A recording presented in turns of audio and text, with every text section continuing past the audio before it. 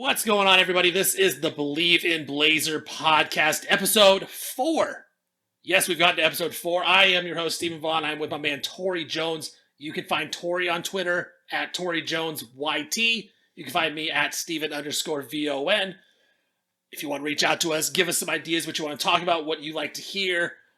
If we're wrong, or if we're right. Probably because we're right, because we're right a lot. I mean, we're always right. I mean, that pretty much obviously. But no, Torey, how's it going, man? Season's coming up, man. Yeah, I'm excited. You're starting to get some Instagram posts from Nassir Little that have me hyped. We'll talk a little bit about him later on in this show. And we're right around the corner, man.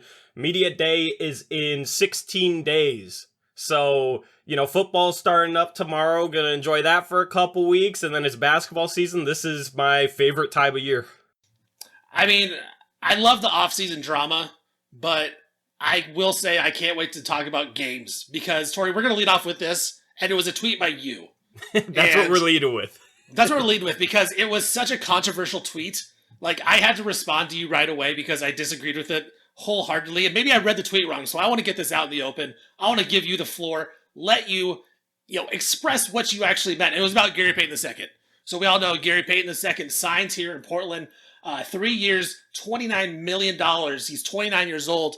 He was on the edge of basically retiring and going into coaching before he stayed with the Warriors. They brought him back. He was a huge part of that championship team. Blazers bring him in to be that defensive stopper, kind of rejuvenate his career, and this is his first time he's getting big money in the NBA. And he was on a podcast. He was talking to George Karl. I can't think who the other person was, but I know he was talking to George Karl, the former coach, and they talked about why he left Golden State. And his quote was this. It was, quote, "I had to take the money. I had to take the money, coach. It didn't work out. I would love to go back to Golden State, but it didn't work out. Just the timing and everything. Just a business deal, and I just had to take the money," end quote. Now, Torey, you controversially tweeted out, that is not what you want to hear if you're a Blazer fan. And I thought that is insane to think that way, because here's a guy that has worked his way from the G League, thought about retiring, but made his comeback, was awesome in the playoffs, awesome in the finals, huge part of a championship team. Go get your money, right? Go get that money. 3 years, $29 million. This is his first time he's gotten a big payday in the NBA. I don't blame it. Like, no one blames her for that. So I didn't know what you were talking about. I thought you're crazy. So here's the floor. Explain what you meant. So I broke one of my own Twitter rules, and that is to not tweet anything ambiguous that can be taken a bunch of different ways. And that tweet, I said, that's not exactly what you want to hear. The exactly maybe was a key word that I threw in there. It was ambiguous though. That was the mistake I made. And there was Warriors fans commenting like, who would want to go to Portland? And it was taken a bunch of different ways. It was an ambiguous tweet. My whole point was, if you're a Blazer fan, or at least if you're me, okay, I would want to hear him say something else on top of the money. Like, that's what I would want to hear. I'd want to hear him say, I think I could take their defense to the next level, or whatever, just something else. I didn't have a problem with him saying the money. Obviously, he signed with Portland because he got paid more. Apparently, Golden State was willing to take him back on a taxpayer mid-level exception, which would have been about $6.3 million starting salary next year. Instead, he signs in Portland for almost $9 million. And Golden State just come off a championship. Like, it's obvious that he would have returned to the Golden State Warriors if they offered similar contracts. I'm not, sitting here and thinking that, he wanted to leave Golden State for Portland, right? Because sadly, that's just not usually the case for Portland and free agents. But my whole tweet was basically, you don't want to hear a player say that, I just went there for money, which is what it sounded like to me. You would love to hear, I think I could take their defense to the next level, because he can. That's the thing. He has that capability. And for a player that's super competitive and plays hard, I would just love, some sort of competitive answer. Like, I think I can get them to the next level or something, because I think it's a little bit of, the past year we signed Norman Powell to a 5-year, $90 million contract. And then he came in the following season and he was saying all the right things, but his effort was very, very poor, in my opinion, to start last season. right after he got paid. We've seen in the past players get paid and then their effort it suffers. You know, they got their guaranteed contract. In the NBA, it's fully guaranteed contracts. They get paid and then their effort wanes and they don't put forth the same amount of competitiveness. Now, I don't think that's the case with Gary Payton II, because I think it's in his DNA to be an absolute competitor, to go out there on the court and compete. So I'm not worried whatsoever, and I don't think he's going to be one of those guys. But given that the fact that we just went through this with Norman Powell, and I would want to hear him give another answer other than money. I know money. I know players want to get paid. I'd want to get paid too, but that was basically my tweet. That's not exactly what you want to hear, him just saying that it's basically just the money. I mean, that clears it up a little bit. I still disagree with you, because I think, like you said, I think for 99% of NBA players, it is about the money. And I even think with Damian Lillard, our beloved David Lillard, it's about money, right? Like, if he wasn't going to get that max contract in Portland, I would imagine he wants out of Portland. But he also deserves to get that money. So, Gary Payton also went on and he said that he loves Oregon and Portland is great. He had his 2 years in Corvallis, obviously, when he played at Oregon State, but he was going to take the money regardless. So, Portland obviously the most money. He takes it. You are right with Gary Payton II, though. Like, he has a chance to be the best defender on this Blazers team, and he probably will be, right? It's definitely on the perimeter. He's going to be the best defender. I can see him where he's playing a lot of games at the end of the game. He did that in Golden State in those finals. Game 5, the series tied at 2. He was closing out the game. He had 15 points. And then Game 6, the clincher, he actually was on the court at the end of the game, clinching that game for the Warriors. So I think he could play a very similar role with the Portland Trailblazers. But you're also right on this, is that GP2, I think his makeup is a little different than Norman Powell. And maybe that's just me assuming this, but GP2 seems like the guy who is going to play hard, because we saw Norman Powell, and I think it was pretty obvious. He came back for the money, and he mailed it in right away. Didn't want to be here. As soon as Dame got hurt, as soon as the season was off the track, Norman wanted out, and he wasn't playing hard. So I do understand your concern. I just think it was the wrong person to have the concern about, or even say something like that, because it is GP2. Like, that dude plays one way, and he always has. Yeah, see, and that's the thing.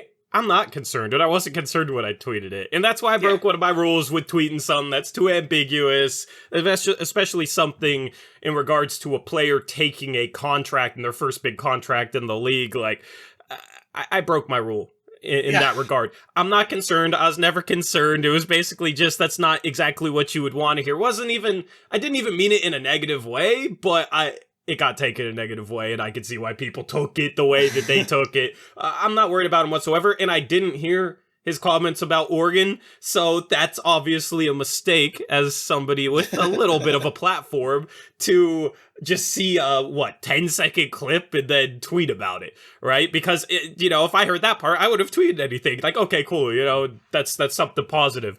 It's just like, if I was asked, even if I took the money and I didn't want to be somewhere else, I might admit it. Like, yeah, I went there for the money, but also I think I can take that team to the next level, especially if I'm as talented of a defensive player to a team that's been struggling with defense. I think I can make a real difference there as well. So I think it's a good situation for me to come in and try and bring a team to the next level.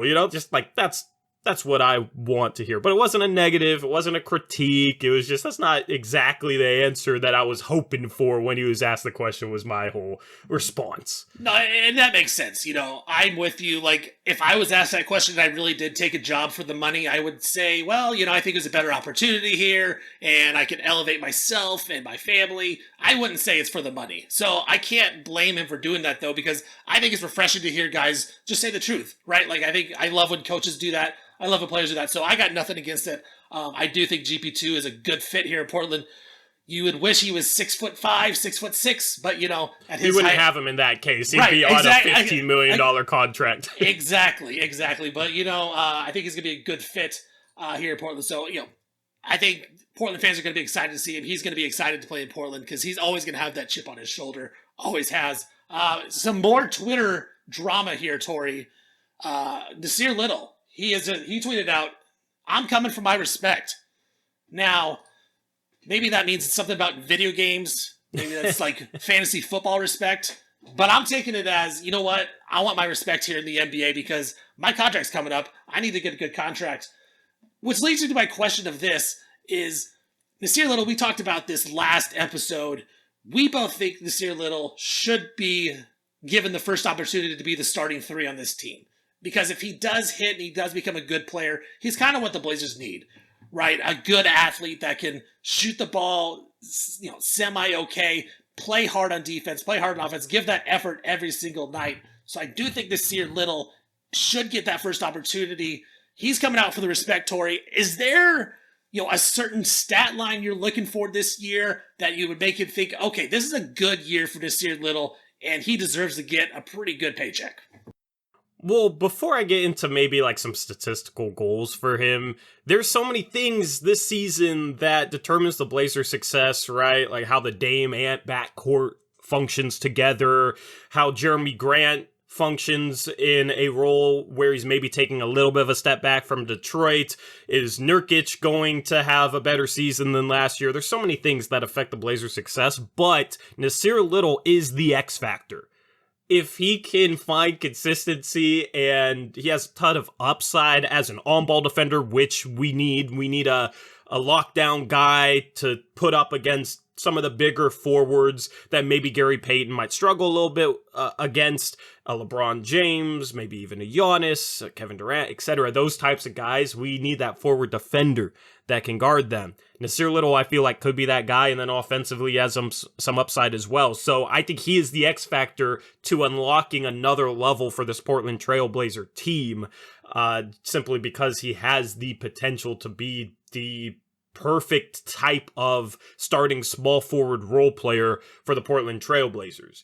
Now, as far as some goals go, it's more so efficiency. It's hard to say how much he should score. And that's not really what I'm looking for him. He's the fifth option in the starting lineup. You got Dame, you got Ant, you got Jeremy Grant, you got Jusuf Nurkic. He doesn't necessarily need to score. He just needs to knock down a higher percentage of shots when he gets them. So my two main goals, efficiency-wise, for him would be to shoot 58% from two. He attacks the rim well. He's pretty efficient inside the arc. He gets a lot of, fast break dunks and that sort of thing, so he should be pretty efficient from two. But then, this is the key one, and I'm curious if you think this is a good goal. 35% from three would be my three-point goal for him. I agree with you. I think it's got to be around there. And I've talked about this numerous times about Nassir Little. First 10 games of the season, he made 38.5% of his threes, and he made one a game, basically. And then the next 20 games in the middle of the season, he was at 24%, and just under a three a game. And then that last 12 games, he was on fire. 40% on two makes a game. So, yes, I agree that it's got to be around 35%, but what I would love to see, Torey, is more of just a consistent, have a month where he's at 38% and then a month at 33%, not these super highs, super lows of in the 40s and then in the 20s, right? So I agree, 35% would be a great chance to do it, but I don't want to have just a 10-game, 15-game stretch where he's on fire and then he goes another 10 or 15 games where he can't hit the hoop, because that's not what the Blazers need, right? You talked about the X-factorness of Nassir Little. Is that even a word, X-factorness? But the X-factor that Nassir Little could be, because he plays hard, right? How many guys in the Blazers are, 6'5", 6'6", athletic, and play hard every night? I think Nassir Little fits that role, and I think he can also play up, right? He can be a small ball four if he has to. He can guard a bigger guy, guard a littler guy. So to be a consistent shooter, I think that's a little more important than just being up and down. But I think you're right, 35%. If it's at the end of the year and 35%, I think that's about what all you can really ask out of Nassir Little this year. Yeah, absolutely.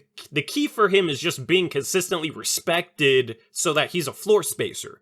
Because when you have the offensive talent in that starting lineup, you want to give them as much space as possible so that it can function well. You want Dame Nurk pick and rolls to have a bunch of space that Dame can attack through. And, you don't want defenders doubling down on Nurkic when he rolls to the rim in such scenarios. So you need Nassir Little to be a consistent enough threat to be respected. Whereas defenders have to think, okay, do I help on a Nurkic Dame pick and roll? But then that would leave Nassir Little open in the corner, and he's a good enough shooter that I don't want to do that.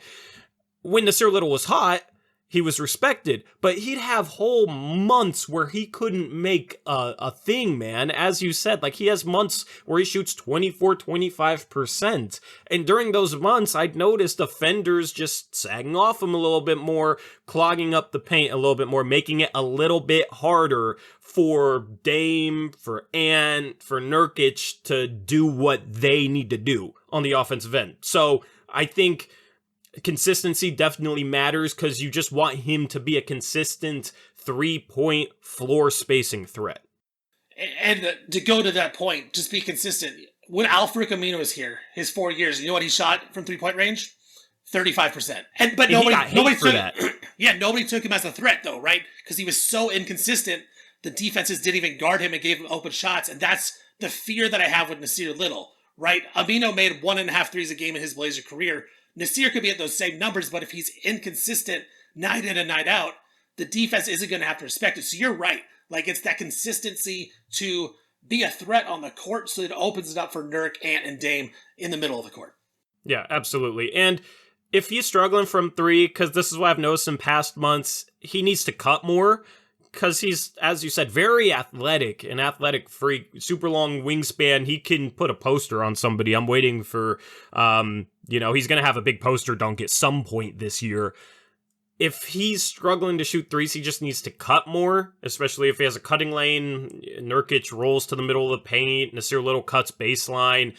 Nurkic can pass, especially out of the short roll. So if he's struggling from three, he can offset that by cutting more, but I want him to be that consistent floor spacing threat, because he's been close in terms of shooting numbers. He shot 33% last year, and he shot 35% the year before, but it's just the consistency. So that's the two factors. Can he shoot a high enough percentage basically on the season is what I'm looking for, but then also, can he find some sort of consistency behind the arc? If he does that, man, then you got Grant out there who's a good enough shooter. You got Nas out there who's a good enough shooter. That could be a lot better shooting duo for the forwards than the Blazers had with Al-Farouq Aminu and Maurice Harkless. And then I have more trust in Nas and Grant to take guys off the dribble and to do more things on the offensive end. And defensively, I think they have some upside. Nas just needs to be that lockdown guy. So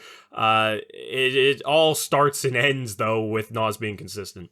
No, I think that's where it is. It's the potential on the defensive side for me, right? If Nas and Jeremy Grant can be threats on offense, that defensive potential could be really good, and something the Blazers haven't had for years. So I'm with you. Like, these are big moments for Nassir Little this season, just to be a consistent shooter. I want to just bring up one more thing with Nassir and see what you think. This don't have to be permanent numbers that you think, but last year Nas as a starter, 23 games, averaged 11.6 rebounds, shot 34% from the field.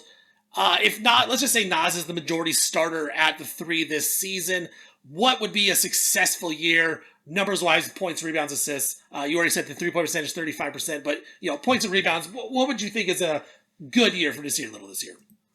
So I expect them to play about 25 to 30 minutes per game. So with that in mind, I would say 11 points per game and 6 rebounds. Maybe 1.5 assists. I just want him to have more assists than turnovers, basically. I don't know how much he's going to play make, if at all. But I will have a series on my main YouTube channel where I go through some statistical goals for other players coming up at the end of this month. So definitely go check that out on Blazers Uprise. But per 36, 14 and 8, 14 points, 8 rebounds. If you extrapolate it out to 16 or 36 minutes, I think would be the goal. It's just hard to say because I don't know how much he's going to play. I think he's going to start, but that could mean he starts and plays 20 minutes per game. That could mean he starts and plays 32. So, my best guess would be 25 to 30 minutes, and then 11 points, 6 rebounds would be my goal. What about you? Yeah, I think you're right on. Last year, like I said, he averaged 11 and 6 basically in about 30 minutes a game when he was starting. When he came off the bench, it was 21 and a half minutes, 8 points, 5 rebounds. I think you're right. I think it's just double-digit points, 5 rebounds at the minimum. You would love to see 6 because he is so athletic. Maybe get an offensive rebound here or there. I think that's an area where he can really thrive, like you said, with those dunks, right? He could be flying in there and get some offensive rebounds get some cheap points that way. And I want to see that in Nassir. Right, Nassir's got to be that bulldog that plays tough every single night, plays hard, beats athletic. So I'm with you. I think 11 and 5, 10 and 5, 11 and 6, right around there. I think that'd be a good number for Nassir Little this year. And if he does that, he's definitely proven that he can play in the NBA as a starter or a role player off the bench and be a good contributing player. So yeah, definitely go check out Torey's series that he'll have about stats on Blazer Uprise. That's going to be awesome, as he always does good work in there. Or just check out Blazer Uprise in general. Him and Eric, they do a great job there. So Torey, I made up a couple lines last week, and I have a lot of other lines. I'm too much of a gambler. Like I just want to be a bookmaker.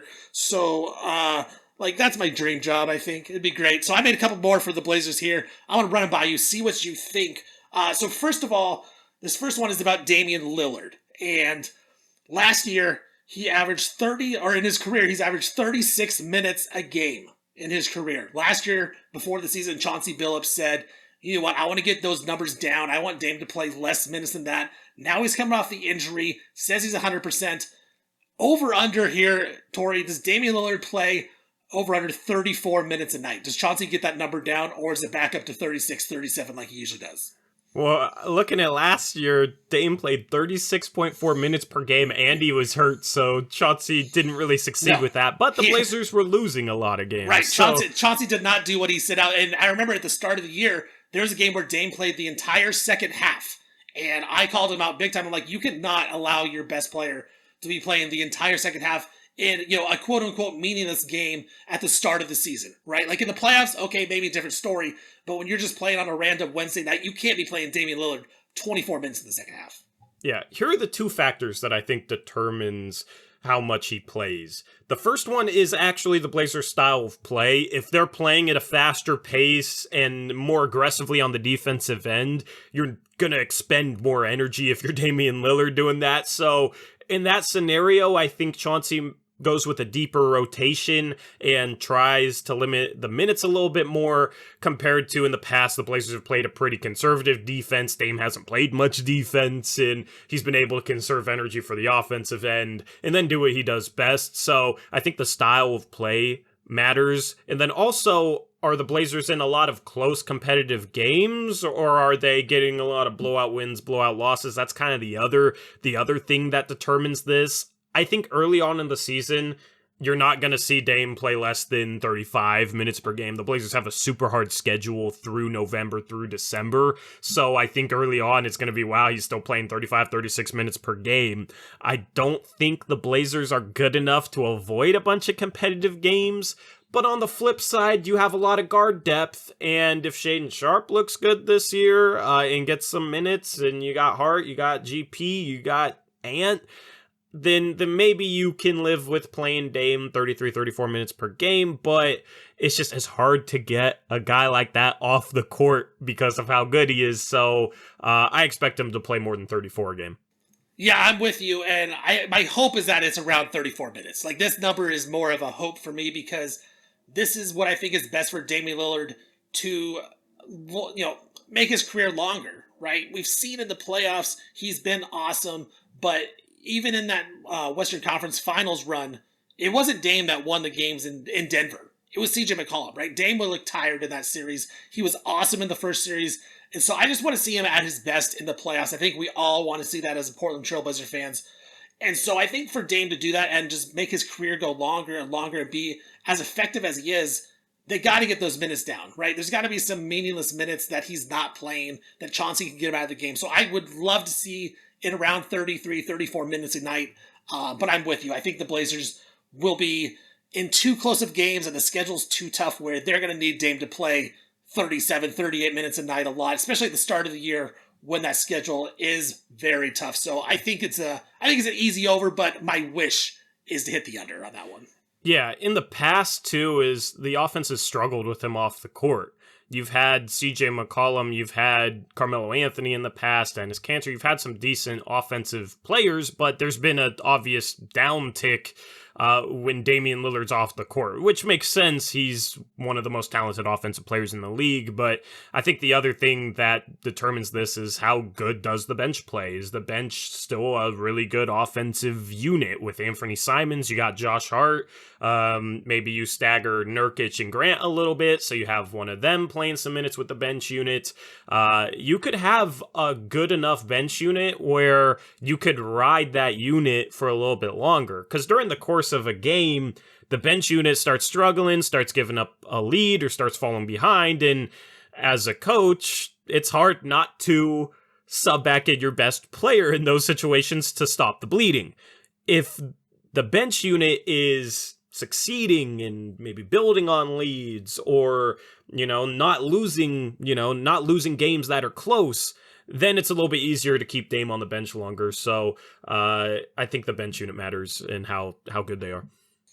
100% agree with you on that one. I think it's very important what they do when Dame's off the court, because it's always been struggles. And it seems like this year they got some guys that can maybe handle the offense a little bit better. So I think that's a great point here. All right, here, I got one more I want to throw at you. This is who's more likely to have this happen? All right, is it more likely that Shaedon Sharpe wins the Rookie of the Year, Anthony Simons wins Most Improved Player of the Year, or Damian Lillard wins the MVP? I can give the odds right now. I just looked these up. Shaedon Sharpe, he actually has the lowest odds out of all three of those guys. It's kind of surprising to me a little bit. But right now, Rookie of the Year Shaedon Sharpe is 18-1. Most Improved Player Anthony Simons 25-1. MVP Damian Lillard all the way down at 50-1. Torey, what is most likely to happen out of those three? I don't think Anthony Simons is winning Most Improved, because I don't think he'll have the numbers jump necessary. You look at Ja Morant, who averaged 19 points per game, and then he had to get it all the way up to 27 to win the award. Definitely. And a lot of people said his teammate Desmond Bane deserved it, not him. So, Ant would have to average 25 a game next year. I just don't think that's going to be possible. I don't think Shaedon Sharpe is a good Rookie of the Year pick, simply because I don't think there's a chance that he gets the minutes necessary to win Rookie of the Year. The only way that happens is if the Blazers have another season like last year where they tank, but still, it's at the start of the year, he's not going to be playing 30 minutes a game. I would be shocked if he's playing anywhere close to that. So I think Shaedon Sharpe is not a good Rookie of the Year bet. So I would actually have to go Damian Lillard winning MVP, because he's been close in past years and he's now healthy and he'll get the minutes necessary. And we know that he has the talent to average 30 a game. If this Blazer team comes back to relevance and maybe has home court advantage and Dame puts up another season where he's averaging 30 and 8, I mean, he's definitely in the conversation for MVP. So that would actually be my bet in regards to those three. I actually agree with you. Surprisingly, I agree with you. I think Damian Lillard 50-1 is the right bet. I'm with you. Anthony Simons' chance to win MIP was last season. I just don't see the minutes and the stats enough to put up for Shaedon Sharpe. Dame could come back and be healthy, right? And this is totally possible that Dame comes back, averages 30 a game, plays a bunch of minutes. The Blazers somehow sneak into that 4-5 seed at the best they could possibly be, and he's considered for MVP. So I am actually totally with you on that one. You can actually bet Dame to average 28 points a game and the Blazers to make the playoffs 7-1. I think it's a solid number. You think Dame's going to come back and the Blazers are going to be good. I got one more for you real quick here. There is a line for the first game of the year. Blazers at Kings. We got Kings favored by a point. Torey, is that correct? Probably a correct line, but I'm taking Portland in that situation. I think Portland's going to be hungry this year, man. And we saw Sacramento beat Portland in the season opener in Portland on the Blazers' home court last year. So, that's probably not in the players' minds or anything, but I just think Portland's the more talented team. It's Keegan Murray's first game, and Jeremy Grant is actually a good defensive player to put up against Keegan Murray, because Keegan Murray is not a guy who's going to run many pick and rolls, and he's kind of the key for them this year, despite him being a rookie. He's an NBA-ready starting power forward that can knock down threes and do some things off the dribble, but I think Jeremy Grant is actually a really good matchup to put up against them. And then it's De'Aaron Fox and Domantas Sabonis versus Dame, Ant, and Nurkic. I think the Blazers are going to come out and win opening night. Not comfortably, but about 5 to 6 point win. So if that line moves to Portland favored by 1 or 2, I'd still roll with Portland.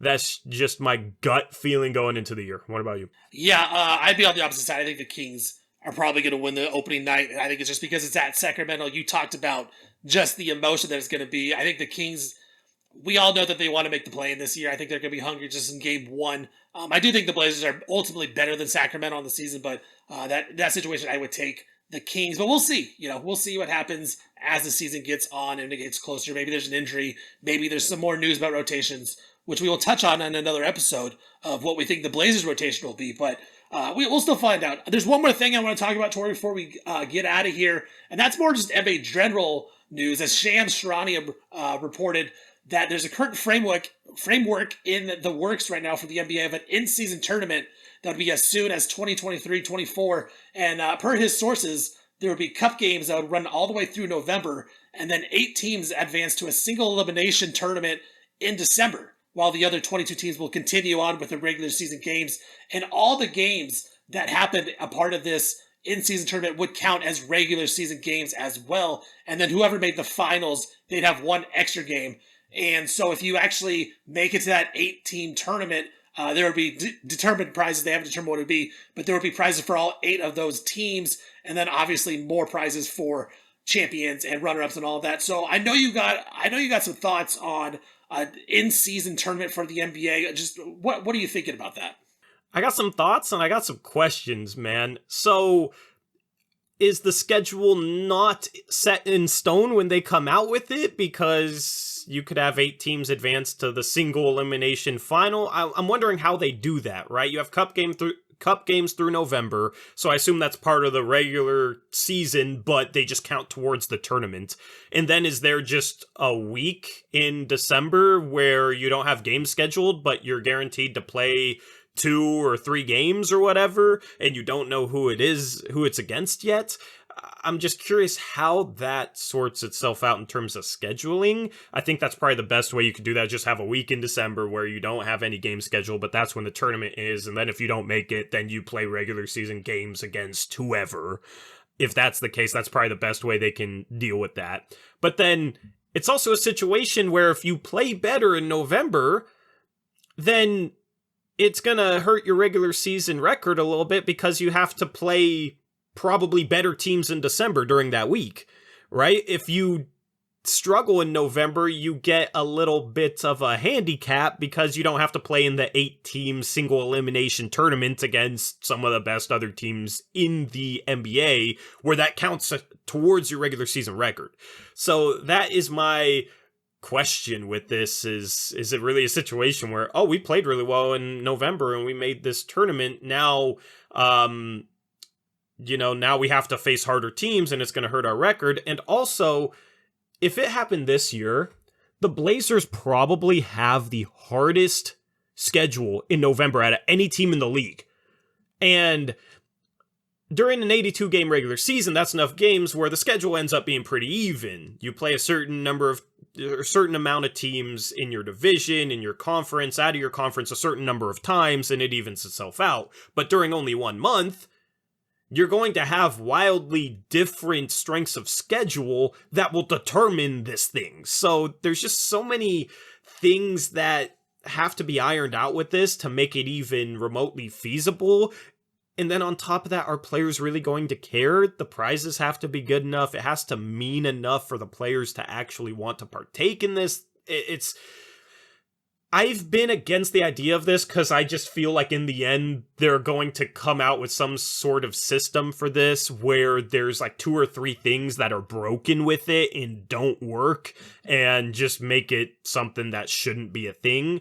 If they can get everything right, which I don't know how they can do that, but if they can get everything right, then I'm okay with it. It could be something fun.